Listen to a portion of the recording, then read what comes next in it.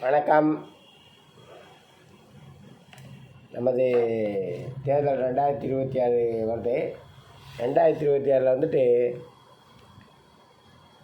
அதிமுக பக்கம் கொஞ்சம் வீழ்ச்சியாக இருக்கிற மாதிரி இருக்குது. அதுக்கு என்ன காரணம்னா ஒற்றுமையின்மை இன்னும் இருக்குது.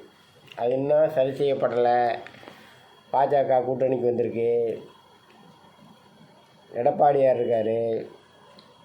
எடப்பாடியார் தலைமை பொறுப்பில் அவர் தான் இருக்கார். இப்போ அதாவது அதிமுக ஒன்றுபட்ட அதிமுக இல்லாட்டாலும் இப்போ இருக்கிற எடப்பாடி பழனிசாமி அவர்கள் அவர் எதிர்கட்சி தலைவராக இருக்கார். மற்றவதில் செயலாளர் பொறுப்புலையும் அவர் இருக்கார். ஒன்று இணைந்த அதிமுகவை அவரைத்தான் கொண்டு வர முடிய சூழ்நிலையாக இருக்குது. ஆப்போசிட்டில் அதிமுக உள்ள பேரில் ஆரம்பத்திலே டிடிவி தினகரன் அவர் அமமுக அப்படின்னு அவர் கட்சியாகவே வெளியில் வந்துட்டார். வெளியில் அவர் தனியாக செயல்பட்டுருக்கார். பன்னீர்செல்வம் அவர்கள் ஓபி பன்னீர்செல்வம் அவர்கள் இருக்கார். அவர் எப்படி செயல்பாடு இருக்குன்னா, கட்சியை ஒன்றிணைக்கணும் அப்படிங்கிறார். அதே டயத்தில் அதுக்காக எதுவும் செயல்பாடே கிடையாது. இந்த தேர்தல் டயத்தில் மட்டும் ஏதாவது ஒன்று சொல்கிறாரு, அதுக்கப்புறம் பேசாமல் கம்முன்னுறாரு. தேர்தல் வரும்போது தான் ஏதாவது சொல்கிறாரு, இந்த மாதிரி இருக்கார். அப்போ அப்படி இருந்தால் அதிமுக ஒன்றுபட்டு எப்படி இருக்க முடியும்?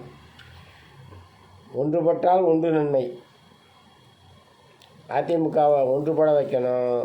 இல்லைன்னா திமுகவை எதிர்கொண்டு ஜெயிப்பது மிக கடினம். அப்போ ஓபிஎஸ் அவர்கள் இபிஎஸ் அவர்களுடன் இணைந்து செயல்பட வேண்டும். அப்படி இருந்தால் பரவாயில்ல. இவர்களுடைய ஓபிஎஸ்ஸுடைய கவனம்லாம் எப்படி இருக்குன்னா, அதிமுகவை வீழ்த்தணுங்கிற மாதிரி பார்க்குறாங்க. சரி, அதிமுக வீழ்த்துற நீ ஜெயிப்பியா? பன்னீர்செல்வம் அதிமுக இவர் இருக்கிறது அதிமுகவில், எடப்பாடி இருக்கிறது உண்மையான அதிமுகவில், நான் தான் அதிமுகவுக்கு சொந்தக்காரங்கிறாரு. சரி, அவர் ஜெயிக்கிற அளவுக்கு பன்னீர்செல்வத்தால் ஸ்டாலின் அவர்களுக்கு நேரடி போட்டியாக செயல்பட முடியுமான்னு பார்த்தா இல்லை. ஸ்டாலின் அவர்கள் நேரம் உடல்நலம் போய் விசாரிக்கிறாரு. திமுக தான் ஜெயிக்க வெற்றி வாய்ப்பு இருக்குங்கிறாரு. இந்தமாதிரி ஆளுங்களை நம்பி அதிமுக பொறுப்பு கொடுத்தா என்ன ஆகும்?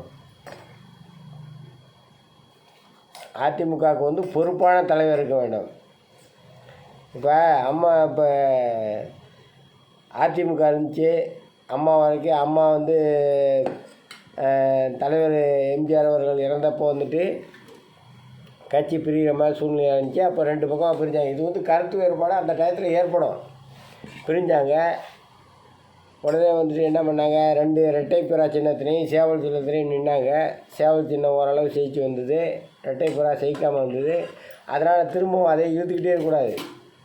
ஜானகி அம்மா அவர்கள் என்ன பண்ணாங்க, உடனே முடிவு பண்ணாங்க, இதுக்கு பொருத்தமான ஆள் நீங்கள் தான், நீங்களே இனிமேல் செயல்படுங்க. கட்சியில் எல்லோரும் ஒற்றுமையாக இருந்தால் தான் நம்ம அடுத்து தேர்தலில் நம்ம ஜெயிக்க முடியும். அப்படின்றக்காக ரெண்டு கட்சியை ஒன்றா எடுத்து நீங்களே கட்சி பொறுப்பெல்லாம் ஏற்றுக்குங்கன்னு சொல்லிட்டு விட்டு கொடுத்துறாங்க.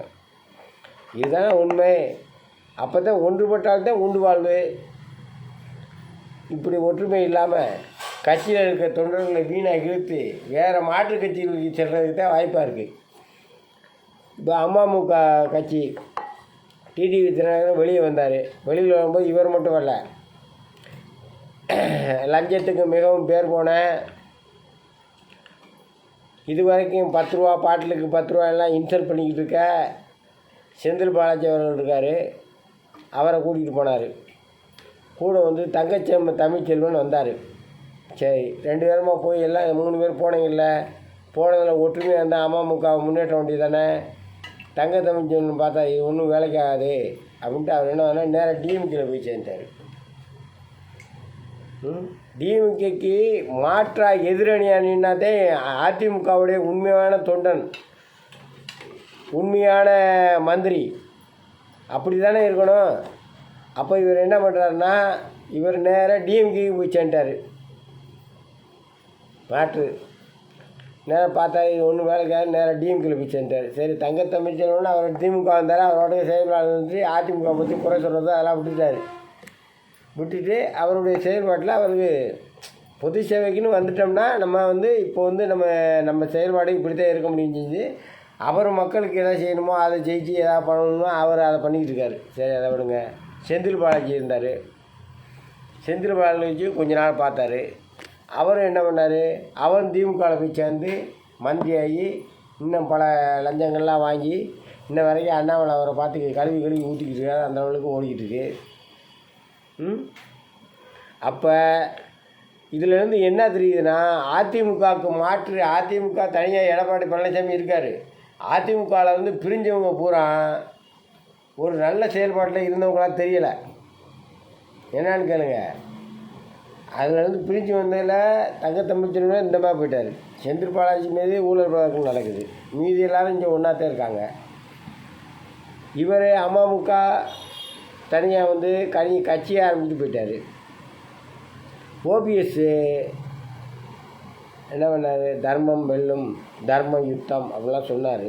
சொல்லிவிட்டு இப்போ என்னென்னா அவருக்கு அந்த பதவிகள் போஸ்ட்லாம் கிடைக்காதனோடனே இந்த 2024 தேர்தலில் திமுக தான் ஜெயிக்குங்கிறாரு. ஜோசியம் சொல்ல ஆரம்பிச்சிட்டாரு ஓபிஎஸ். அப்போ அதாவது என்ன நினைக்கிறான்னா, நம்ம அதிமுக கட்சி நமது கட்சி வளர வேண்டும் என்ற நினைப்பு இல்லாமல் நாம் இல்லை அந்த கட்சியில், நம்ம கட்சியை விட்டு நீக்கிட்டாங்க, அப்போ அந்த கட்சி ஜெயிக்கக்கூடாது, எதிரி ஜெயித்தாலும் பரவாயில்ல நம்ம கட்சி தோக்கணும் அப்படின்னு சொந்த கட்சியை தோக்கணும்னு நினைக்கிறோன்னே என்ன மாதிரி சொல்லணும், மக்கள் எப்படி ஏற்றுக்குருவாங்க? ஒரு தொண்டன்லேருந்து சொல்கிறேண்ணா. அப்போ இவர் ஓபிஎஸ் இருக்கார் தலைவர் பன்னீர்செல்வம், அவரும் அதே முடிக்கிட்டே வர்றாரு. எந்த முடிக்கு வர்றாரு, நாம் வந்துட்டு ஜெயிக்க முடியலை, அப்போ நம்ம தனியாக வந்து கூட்டம் சேர்த்து பார்த்தாரு, அதுவும் சரியாக வரல. சரி ராம்நாட்டில் இருந்தார், அதுவும் ஜெயிக்க முடியல. சரி மகனுக்கு ஒரு பதவி வாங்கி கொடுத்து பார்த்தாரு. அப்படி இப்படி பண்ணி பார்த்தாரு தவிர மற்ற வேலை எதுவுமே செய்யலை. ஸ்டாலினோட திட்டங்களை எதிர்த்து பேசலை. மெயினாக வந்து இப்போ அதிமுக தொண்டர்களுக்கு வந்து ஒரு புத்துணர்ச்சியை கொடுத்து அவர்களை நிலைநாட்டி அந்த கட்டுக்குள்ளே வச்சுருந்தது அம்மா அவர்கள் வச்சுருந்தாங்க. ஜெயலலிதா அம்மா அவர்கள் எப்படி வச்சுருந்தாங்க, எப்படி அந்த கட்டுக்கோப்பு வந்துச்சுன்னா, கலைஞர் கருணாநிதியை பற்றி டெய்லி ஒரு நியூஸ் வரும். அவர் இதை செய்தார், அவர் அப்போ மிசா காலத்தில் இப்படி இருந்தார், ஏதாவது ஒன்று சொல்லிக்கிட்டே இருப்பாங்க. அவர் எங்கேயும் போய் விழாவில் எதுவும் கலந்துக்கலைன்னா அந்த பழைய பிரச்சனையை எடுத்தும் திமுகவுக்கு நேர் அணி நாங்கள் தான்ங்கிறத நிரூபித்து பேசிகிட்டே இருந்தாங்க. அதனால் வந்து ஒன்று எல்லோரும் வந்து தொண்டர்கள் பூரா அவங்க பக்கம் இருந்தாங்க. அது மாதிரி அதிமுகவில் இப்போ எடப்பாடி பழனிசாமி அவர்கள் ஒருத்தர் மட்டும்தான் திமுகவை நேரடியாக எதிர்த்து துணிந்து அரசியல் பண்ணுறாரு. அப்போ கட்சிக்கு தலைமை பொறுப்பு யார் இருக்கணும்? தொண்டர்கள் நல்லா சிந்திச்சு பார்க்கணும். கட்சி நம்ம எதிர்கட்சி வரணும்னு நினைக்கிறவங்கள நீங்கள் ஒத்துக்குருவீங்களா?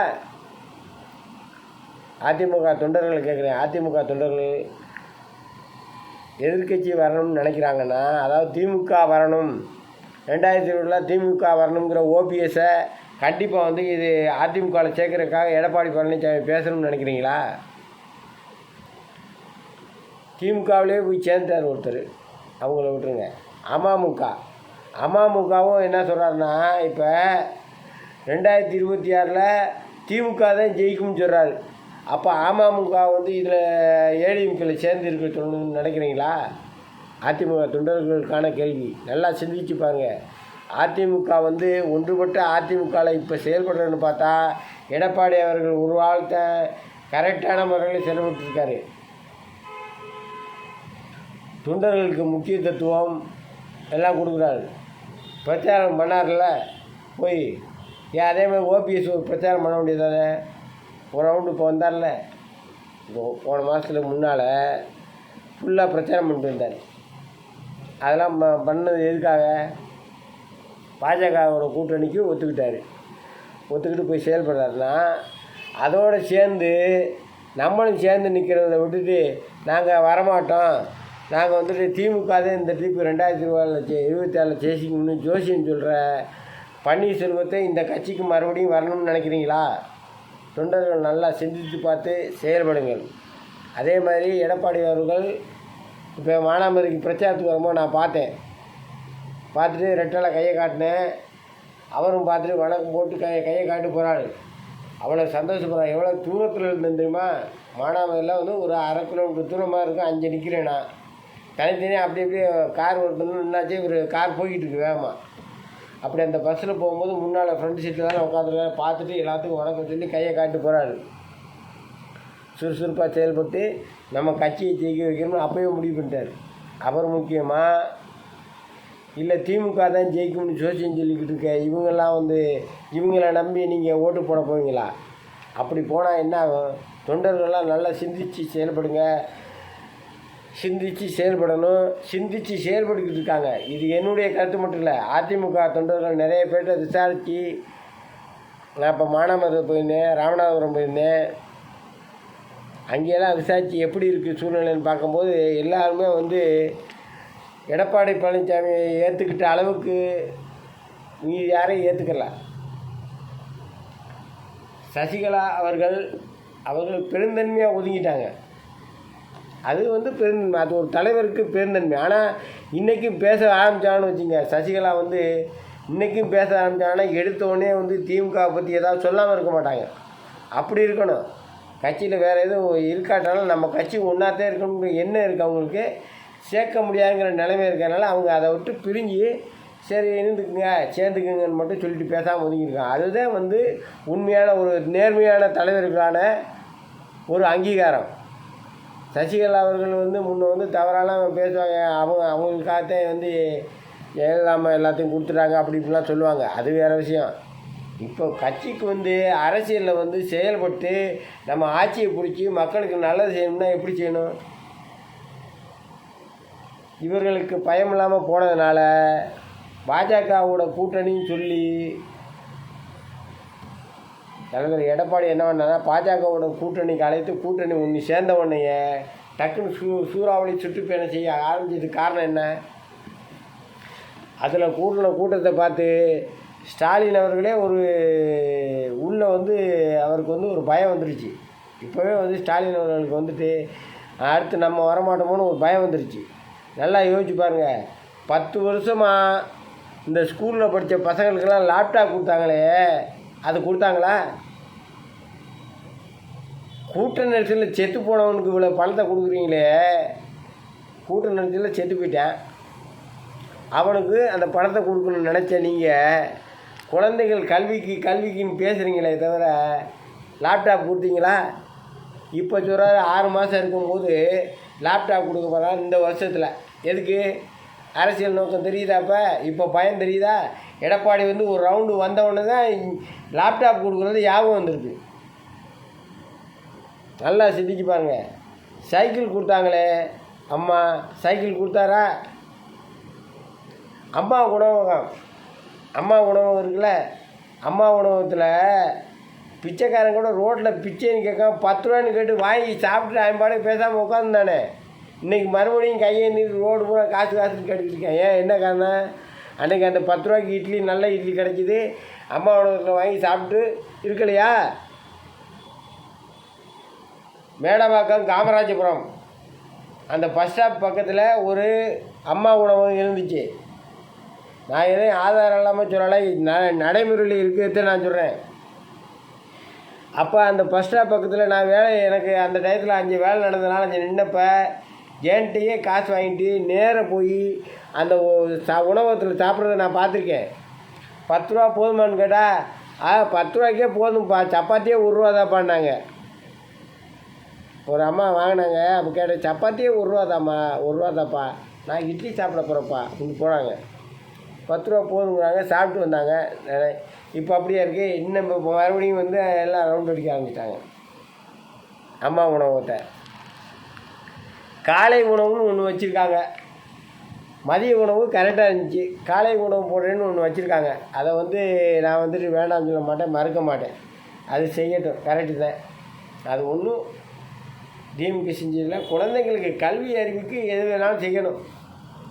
ஆனால் இந்த முக்கிய லேப்டாப் கொடுக்குறது, லேப்டாப் இல்லாமல் எவ்வளோ பசங்க படிக்க முடியாமல் கஷ்டப்பட்டாங்க.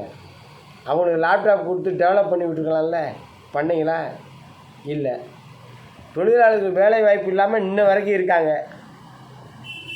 இப்போ அரசு பள்ளிகளில் வாத்தியார்களே இல்லைங்கிறாங்க. வாத்தியார்கள் இல்லைன்னா படிச்சுட்டு அரசு பள்ளிக்கு தேர்வு, வாத்தியார் இதுக்கு படித்தவங்கெல்லாம் வேலை இல்லாமல் தானே இருக்காங்க. சரி, அரசு பள்ளியில் தான் படித்து சரி வேலை இல்லைன்ட்டு அதை தற்காலிக வேலைன்னு கொடுத்தீங்கள, அதையாவது நிரந்தரம் பண்ணலாம்ல. அவங்க எவ்வளோ போராடினாங்க, அவங்களுக்கு நிரந்தரம் பண்ணிங்களா? இதெல்லாம் கிடையாது. இதெல்லாம் விட்டுருது. இதெல்லாம் கேள்வி கேட்டு தான் இப்போ பண்ணதுக்கப்புறம் ஒன்றுக்கா வணங்கி வர்றாங்க. அப்போ அதிமுகவை வழி நடத்த இப்போ இருக்க தலைவர்களில் நான் எடப்பாடி அவர்கள் மிக சிறப்பாக செயல்படாது. அவர்கள் மூலம் ஒன்றிணைந்து அதிமுக தொண்டர்கள் எல்லாம் சேர்ந்து நமது புரட்சித் தலைவர் அவர்களுடைய இரட்டை சின்னத்தையும் மதித்து அவர்களோடு சேர்ந்து இருக்க வேண்டும். அதிமுகவை வெற்றி பெற செய்ய பாடுபட வேண்டும் தொண்டர்கள் அப்படிங்கிறதையும் நான் தெரியப்படுத்துகிறேன். ரெண்டாவது, எடப்பாடி பழனிசாமி அவர்கள் இப்போ இருக்க தலைவர்களில் அவர் நல்லா சிறந்து விளங்குறாரு. கூட்டணி பாஜகவோட கூட்டணி வச்சுருக்காரு, கூட்டணி வச்சு செயல்படுறேங்கிறாரு. அதே டயத்தில் ஒற்றுமைக்கு எல்லோரும் ஒற்றுமையாக இருந்து செயல்படணும். இப்போ செங்கோட்டையன் வந்தார், செங்கோட்டையன் அங்கே இருந்துட்டு பிரிஞ்சு வரேன்னு வந்தார். இப்போ அவரும் என்ன பண்ணுறாரு, அவரும் வெளியில் திமுக வெல்லுங்கிற மாதிரி தான் பேச ஆரம்பிக்கிறாரு. இதெல்லாம் தவறு. செங்கோட்டையன் அவர்கள் கண்டிப்பாக எடப்பாடி அவர்களுடைய ஏற்றுக்கிட்டு வந்துடணும். அதுதான் நல்லது. அவர் ஆட்சியை விட்டு நீக்கிறனால, பதவியை விட்டு நீக்கிறனால, அப்படி நீக்கிறனால அவர் இப்போ தனியாக இருக்கார். ஆனால் அவங்க சேர்ந்து தனியாக அப்படி இருந்தால் கூட மீதி கட்சிகள் இவரோட தனியாக இருந்தாலும் ஜெயிக்க முடியாது. திமுக வெல்வது கடினமாக இருக்கும். ஆகையால் அதிமுகவுக்கு ஆதரவு கொடுத்து வெற்றி பெற செய்வது உங்கள் கடமை தான். அந்த கடமையை ஏன் செய்ய மறுக்கிறீங்க? கட்சி ஒற்றுமையாக இருந்தால் தானே நம்ம ஜெயிக்க முடியும். ஒரு இப்போ திமுக கட்சியில் எந்த குழப்பமும் இல்லாமல் தெளிவாக இருக்காங்க. அவங்க நாங்கள் தான் ஜெயிக்க முடியும்னு அடித்து சொல்கிறாங்க. என்னென்னா அவங்க அந்த பக்கத்தில் இப்போ நான் சொன்ன அந்த முக்கியமான பாயிண்ட் இதெல்லாம் அம்மா பண்ணது, இதெல்லாம் பண்ணக்கூடாது ஒதுக்கி வச்சுட்டு இவங்க என்ன பண்ணுறதுனா பஸ்ஸு பிரிவு போட்டாங்க. அவங்க லைனில் அவங்க தனியாக ஒரு இது பண்ணுறாங்க. நான் சொல்கிறது பஸ்ஸு பிரிவு போட்டதுனால கூட நன்மையை விட குழந்தைகளுக்கு நல்ல கல்வி, தரமான கல்வி கொடுக்குறத முதல்ல பார்த்துக்கணும். அதை பார்க்க தவறுறாங்க. சரி, இந்த மது பழக்கத்தை ஒழிப்போம்னு ஏதாவது சொல்கிறாங்களா? கிடையாது. அதெல்லாம் எடப்பாடி அவர்கள் இந்த மது பழக்கத்தை ஒழிக்கிறதை பற்றி ஏதாவது ஒரு நல்ல முடிவெடுத்து பேசினா மற்ற இனிமே இருக்க அதிமுக தொண்டர்களையும் இனிமே இருக்க அவர் கூட இருக்க கட்சி தலைவர்களை மதித்து இப்போ செங்கோட்டையன் வந்த வேறு யாரும் வராமல் கட்டி காத்து செயல்பட்டால் மிகவும் சிறப்பாக இருக்கும். அதே போல் கூட்டணி இப்போ நேற்று நடந்த செயற்குழு கூட்டத்தில், மாவட்ட செயலாளர் கூட்டத்தில் கூட்டணி பற்றிலாம் எதுவும் பேச வேணாம். அவர் என்ன சொல்லியிருக்காருன்னா, தலைவர் எஸ்ஐஆரை நீங்கள் கரெக்டாக பார்த்து ஓட்டு லிஸ்ட்லாம் கரெக்டாக இருக்கா அதை மட்டும் பார்த்து நம்ம ஓட்டுக்கெல்லாம் கரெக்டாக இருக்க, சிந்தாமல் சிதறாமல் அந்த ஓட்டு லிஸ்ட்டை எடுத்து அதை பயன்பாடு கொண்டு வந்தீங்கன்னாவே போதும், நம்ம ஜெயிச்சிடலாம் அப்படிங்கிற ஒரே பாயிண்ட்டை துணிஞ்சு வச்சுருக்காரு. அதனால் எடப்பாடி அவர்கள் அதிமுகவுக்கு தலைவராக இருந்து செயல்பட்டு வெற்றி வாய்ப்பு பெற பாஜக இருக்கிறது. ஆகையால் வெற்றி வாய்ப்பும் அவருக்குத்தான் இருக்கும் அப்படிங்கிறது எனது கருத்து. நன்றி, வணக்கம்.